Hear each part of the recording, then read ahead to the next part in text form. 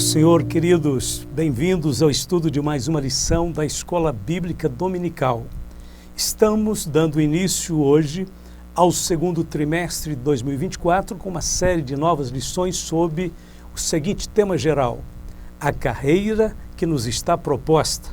Hoje estudaremos a lição número 1, o início da caminhada. Antes, porém, a minha gratidão a todos os irmãos, obreiros, professores e pastores que estão participando ativamente em nosso canal. O nosso propósito é divulgar a palavra de Deus e engrandecer o nome de Jesus. Contamos com vocês. Vamos encher o mundo com a palavra de Deus. Obrigado a todos e agora vamos ao estudo da lição. O tema deste trimestre trata da vida cristã como sendo uma caminhada de fé e de esperança. A partir do novo nascimento, ocasião em que se dá o início da vida cristã, prosseguiremos até a glorificação. O epílogo glorioso de nossa caminhada se dará no céu, onde teremos um corpo glorificado semelhante ao corpo de Jesus, quando apareceu aos discípulos na ressurreição. Todo o percurso da vida cristã é repleto de bênçãos. O Deus Trino se encarregou de prover todos os recursos necessários para que a nossa caminhada tivesse total sucesso do início ao fim. Estejamos animados para estudar este belíssimo tema. Ponto de número 1, a caminhada com Cristo. Compreendendo os dois caminhos. Eis que hoje eu ponho diante de vós a bênção e a maldição. A bênção, quando ouvirdes os mandamentos do Senhor, vosso Deus, que hoje vos mando. Porém a maldição, se não ouvirdes os mandamentos do Senhor, vosso Deus, e vos desviardes do caminho que hoje vos ordeno para seguirdes outros deuses que não conhecestes. Deuteronômio 11, 26 e 28. Desde o início, Deus tem alertado ao homem sobre uma evidente dicotomia que se acha presente em todas as áreas da vida. Luz, trevas, verdade, mentira, bondade, maldade, céu, inferno, Deus, Satanás. A razão para isso é que o homem, como um ser moral, precisa aprender a fazer escolhas corretas. Nesta lição, temos dois caminhos: a vida sem Cristo e a vida com Cristo. Eu fiz um pequeno arranjo aqui para fins didáticos.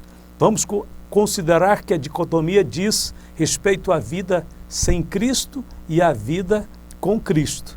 Dentro da vida sem Cristo, veremos a vida humana. A vida humana, por si só, já é um grande milagre. Ela poderá ser longa ou curta, não importa a sua duração, ela sempre será marcada por fatos inusitados. A grande diferença está em saber se a viveremos com Cristo ou sem Cristo. A vida sem Cristo é a vida da carne. De maneira que, irmãos, somos devedores não à carne para viver segundo a carne, porque se viverdes segundo a carne, morrereis.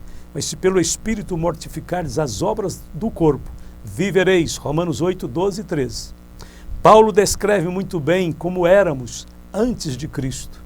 Portanto, lembrai-vos de que vós, noutro tempo, erais gentios na carne, chamados incircuncisão, pelos que na carne se chamam circuncisão, feita pela mão dos homens, que naquele tempo estáveis sem Cristo, separados da comunidade de Israel e estranhos aos concertos da promessa, não tendo esperança e sem Deus no mundo.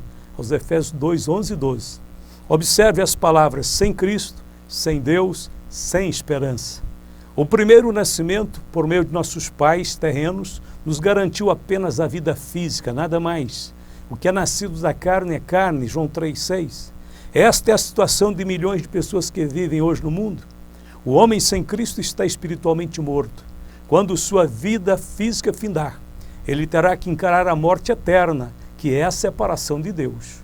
Como a criação especial de Deus, o homem tem a consciência da eternidade em seu coração. E essa consciência só pode achar sua realização em Deus. Tudo fez Deus formoso no seu devido tempo. Também pôs a eternidade no coração do homem, Eclesiastes 3,11.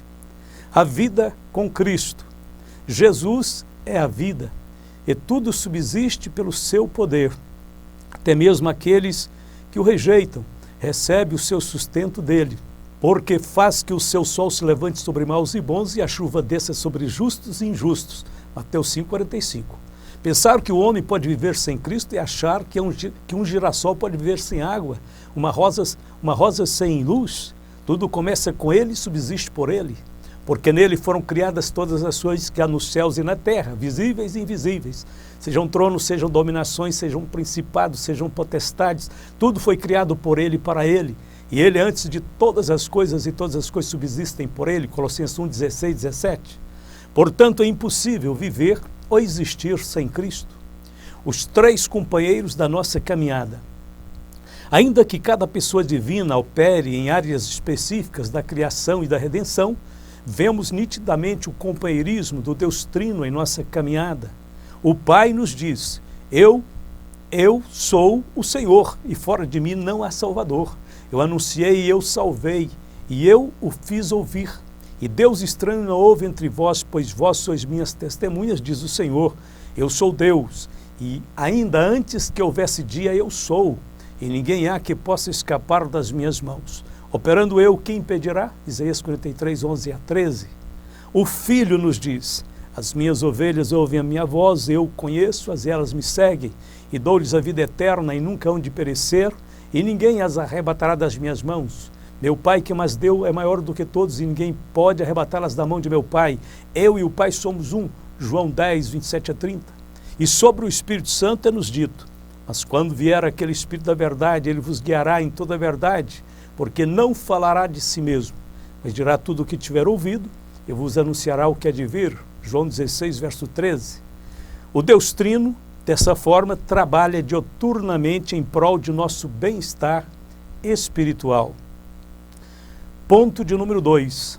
O novo nascimento. Por que precisamos do novo nascimento? A entrevista de nosso Senhor Jesus Cristo com Nicodemos, no capítulo 3 de João, nos proporciona um excelente fundo histórico para o estudo deste tópico. As primeiras palavras de Nicodemos foram de reconhecimento. Ele disse: Rabi, bem sabemos que és mestre vindo de Deus, porque ninguém pode fazer estes sinais que tu fazes, se Deus não for com ele. Não obstante, faltou a Nicodemos a profunda convicção da divindade de Jesus. Ele estava em busca de um mestre e não de um salvador. Provavelmente Nicodemos supôs que, sendo israelita e filho de Abraão, suas qualificações seriam suficientes para o tornarem membro do reino de Deus. Mas não eram. Jesus passou a instruí-lo. Na verdade te digo que aquele que não nascer de novo não pode ver o reino de Deus. Parafraseando, Jesus estava dizendo: Nicodemos, você não pode entrar no reino ao qual represento, sem antes experimentar uma transformação espiritual. A sua vida provém da carne e traz as marcas do homem decaído. O reino de Deus é bem diferente do que você pensa. Ele não depende de sua boa vontade, mas sim da sua fé em receber a obra divina que te pode dar uma nova natureza.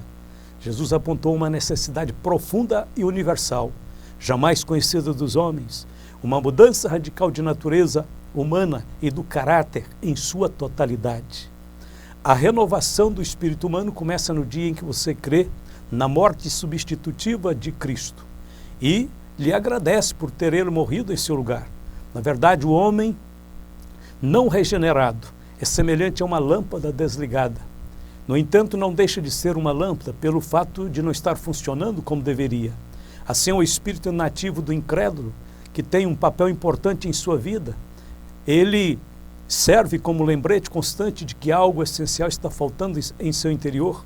Agostinho, o grande teólogo, disse: tu nos fizeste para ti mesmo, ó Deus, e nossos corações não têm descanso até que encontrem descanso em ti. A Bíblia retrata o homem não regenerado como alguém que anda em trevas. Quando Adão pecou, seu espírito se escureceu, sua luz espiritual se apagou. O apóstolo João retratou Jesus como aquele que traria a luz de volta ao homem. Nele estava a vida, e a vida era a luz dos homens. Ali estava a luz verdadeira que alumia todo homem que vem ao mundo. João capítulo 1, versos 4 e 9. Quando alguém nasce de novo, a luz acende em seu interior. Pela primeira vez, ele se torna capaz de compreender as coisas de Deus e o campo das verdades espirituais. Do ponto de vista estritamente espiritual, regeneração significa fusão da vida divina, da vida espiritual, da vida que procede de Deus. Esta vida espiritual é o único elo válido de autêntica comunhão com Deus. Jesus falou sobre esta vida quando ensinou sobre a videira verdadeira. Ele disse: está em mim e eu em vós, como a vara de si mesma não pode dar fruto se não estiver na videira, assim também vós, se não estiverdes em mim. João 15, verso 5. O homem regenerado recebe uma nova natureza habilitada para fazer a vontade de Deus. Essa nova natureza é caracterizada por um novo desejo de viver sem pecado. E caso seja cometido um pecado, existe um profundo constrangimento, uma completa perda da alegria espiritual. Assim que, se alguém está em Cristo, nova criatura é. As coisas velhas já passaram, e eis que tudo se fez novo. Segundo aos Coríntios 5,17. A religião não faz nascer de novo. O novo nascimento é o aspecto singular do cristianismo. Nas religiões pagãs, reconhece-se universalmente a permanência do caráter. Embora essas religiões recomendem penitências e ritos pelos quais a pessoa espera os seus pecados, não há nenhuma promessa de vida e de graça para transformar a sua natureza. O ensino de Jesus Cristo é a única mensagem que declara ser capaz de tornar a natureza pecaminosa e regenerá-la, colocando-a em comunhão com o próprio Deus. Não existe qualquer analogia entre o cristianismo e, digamos, o budismo ou o islamismo, ou qualquer outra religião. De maneira nenhuma se pode dizer: quem tem Buda tem a vida. Buda podia ter algo em relação à moralidade, podia estimular algumas boas obras, podia causar alguma impressão puramente natural, mas não podia acrescentar nenhum elemento novo ao homem interior. Somente a fé em Jesus abre o canal para a infusão da vida divina em nosso espírito. O poder da regeneração introduz o homem a um novo nível de relacionamento com Deus, fazendo-o compartilhar da própria natureza divina, conforme escreveu Pedro, pelas quais ele nos tem dado grandíssimas e preciosas promessas, para que por elas fiqueis participantes da natureza divina, havendo escapado da corrupção, que pela concupiscência no mundo, segunda carta de Pedro, capítulo 1, verso 4. Além de tudo isso, a regeneração continua operando constantemente renovação espiritual em nossa mente.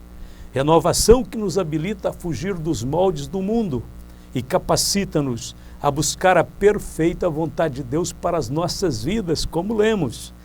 E não vos conformeis com este mundo, mas transformai-vos pela renovação do vosso entendimento, para que experimenteis qual seja a boa, agradável e perfeita vontade de Deus. Romanos 12, verso 2. O processo do novo nascimento. Pode o etíope mudar a sua pele, ou o leopardo as suas manchas?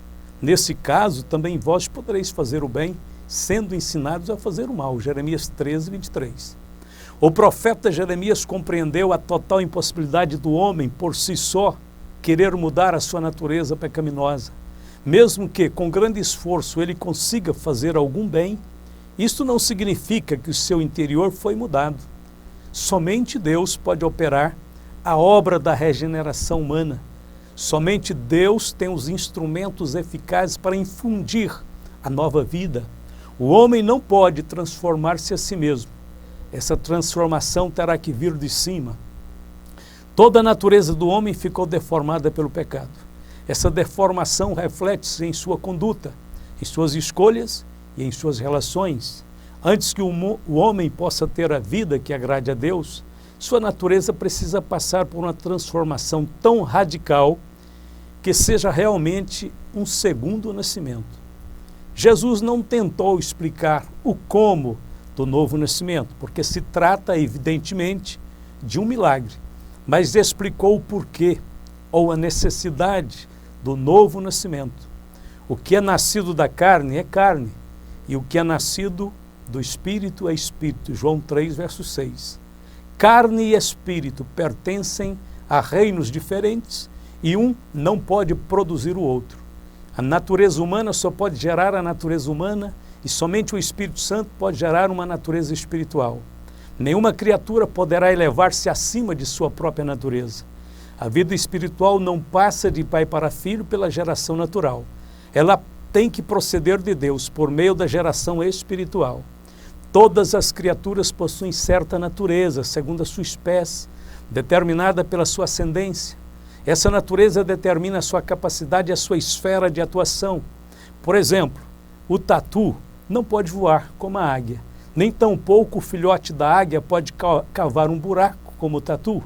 Ninguém fará a tartaruga correr como o antílope, nem o antílope se tornará tão forte como o leão. Nenhum animal irá além da sua própria natureza. Podemos aplicar esse mesmo princípio ao homem. O destino mais elevado do homem é viver com Deus e para Deus, mas a natureza humana em seu estado presente não possui a capacidade para viver no reino celestial. Portanto, será necessário que a vida celestial venha de cima para substituir a natureza carnal, a fim de que o homem possa pertencer ao reino de Deus. Se um homem natural pudesse ser transportado para o reino de Deus, com certeza não suportaria permanecer ali. A natureza carnal se sentiria atormentada pela santidade de Deus. Foi esta a terrível sensação que o profeta Isaías sentiu ao contemplar a santidade de Deus. Então disse eu, ai de mim, que vou perecendo, porque eu sou um homem de lábios impuros e habito no meio de um povo de impuros lábios, e os meus olhos viram o Rei, o Senhor dos Exércitos. Isaías 6, verso 5. Paulo também demonstrou a grande incompatibilidade entre o homem natural e o homem espiritual, conforme lemos. Ora, o homem natural não compreende as coisas do Espírito de Deus porque lhe parecem loucura, e não pode entendê-las porque elas se discernem espiritualmente, 1 Coríntios 2,14. As pessoas que ainda não nasceram de novo não sentem qualquer sabor nas coisas espirituais. Paulo usou a palavra grega moria, que foi traduzida por loucura e cujo sentido também pode ser ampliado para sem sabor e irracional. Ou seja, o céu é sem sabor e sem sentido para o homem natural até que ele nasça de novo. Desde o Antigo Testamento, Deus vem anunciando que é Ele quem opera o novo nascimento. Então espalharei água pura sobre vós e ficareis purificados. De todas as vossas imundícias e de todos os vossos ídolos vos purificarei. Eu vos darei um coração novo e porei dentro de vós um espírito novo. E tirarei o coração de pedra da vossa carne e vos darei um coração de carne. E porei dentro de vós o meu espírito e farei que andeis nos meus estatutos e guardeis os meus juízos e os observeis. Ezequiel 36, versos 25 ao 27. Portanto, é inútil procurar o milagre do novo nascimento em rituais, dogmas, sacrifícios. Somente a fé em Jesus Cristo nos põe em contato com a nova vida. Mas a todos quanto receberam, deu-lhes o poder de serem feitos filhos de Deus, aos que creem no seu nome, aos quais não nasceram do sangue, nem da vontade da carne, nem da vontade do varão, mas de Deus. João, capítulo 1, verso 12 e 13. Ponto de número 3. O Novo Testamento e a caminhada de fé do cristão. O Novo Testamento. Inicialmente, após a ascensão do Senhor Jesus, os apóstolos pregaram por todas as partes, manuseando apenas o Antigo Testamento e narrando os fatos da vida e da doutrina de Cristo. Próximo ao ano 100 da era cristã, todos os livros do Novo Testamento já estavam escritos. O que demorou foi o reconhecimento canônico destes livros, isso devido ao zelo espiritual das igrejas da época, que exigiam provas concludentes de sua inspiração divina. A ordem dos 27 livros do Novo Testamento, como temos atualmente em nossas Bíblias, vem da Vulgata Latina e não leva em conta uma sequência cronológica. Pela ordem cronológica, segundo estudiosos, Gálatas foi o primeiro livro do Novo Testamento, escrito cerca do ano 49. O último foi Apocalipse, escrito no ano 96.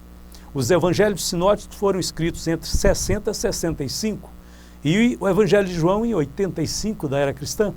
Não demorou muito para que todos os 27 livros do Novo Testamento estivessem reunidos. Líderes cristãos do primeiro e do segundo século testificaram do cânon do Novo Testamento. Clemente de Roma, na sua carta aos Coríntios, em 95, cita vários livros do Novo Testamento. Policarpo, na sua carta aos Filipenses, cerca do ano 110, cita diversas epístolas do apóstolo Paulo. Inácio, por volta do ano 110, cita grande número de livros do Novo Testamento em seus escritos. Justino Marte, nascido no ano da morte de João, escrevendo no ano 140, cita diversos livros do Novo Testamento. Irineu, que viveu entre 130 e 200 da era cristã, cita a maioria dos livros do Novo Testamento, chamando-os Escrituras.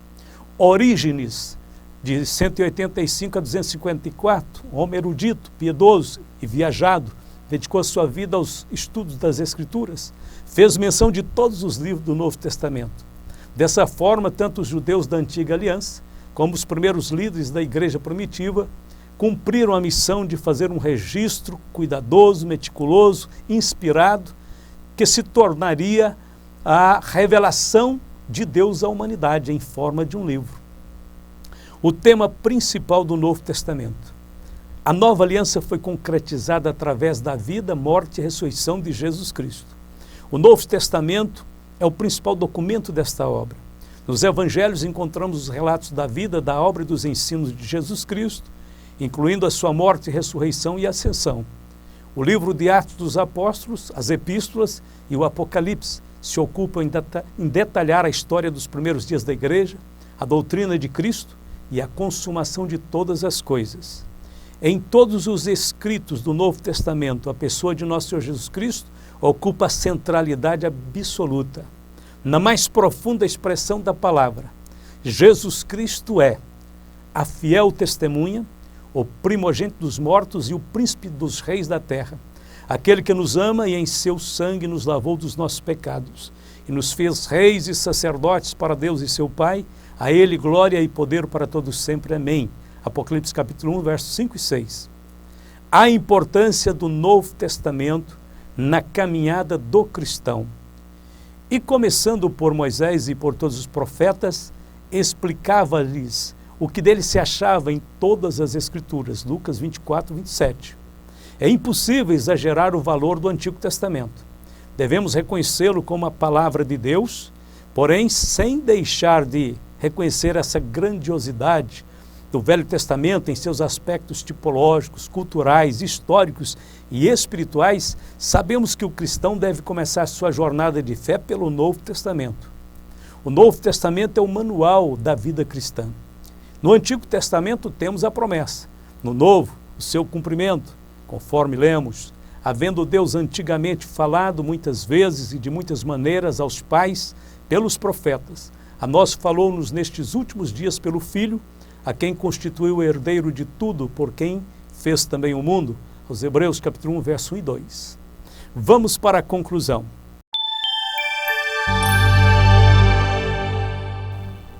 Vimos nesta primeira lição que a vida espiritual começa com o novo nascimento. Milagre este que só é possível mediante a fé em nosso Senhor Jesus Cristo.